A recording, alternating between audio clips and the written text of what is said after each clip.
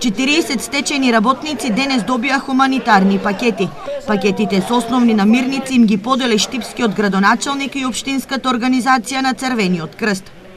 Ценевме дека една ваква мала подршка, можеби и символична, ќе им значи на овие луѓе нешто, затоа што поголемиот дел од нив се без работа подолго време и мислиме дека ќе им помогнеме со одредени прехранбени производи. Ние понатаму инсистираме да, иако се тие во одминати години, ние секој ден во општина Штип имаме некаде околу 200 слободни работни места. Тие мора да најдат начин да се преквалификуваат, мора да бидат упорни да најдат работно место, затоа што, верувајте, не се сите инвалиди, не се сите истрошени, дел од нив може да најдат вработување со кој ќе обезбедат екзистенција. Ние во овој момент градиме 10 фабрики во нашиот град каде ќе има работни места.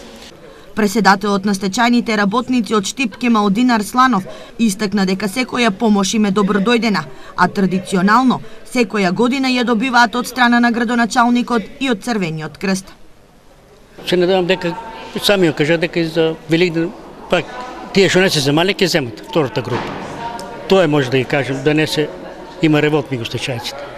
Значено ли ово за нив секоја мала како не е значено? Секоја капка е значена за нас. Стечајните работници се уште бараат од државата да им го реши проблемот, односно да добиваат месечен паричен надоместок, но за сега ова нивно барање е во мирување. Нема, чекаме да се формира влада, да видиме кој ќе биде, па тогај. Сега мируваме, тоа понатака ќе видиме.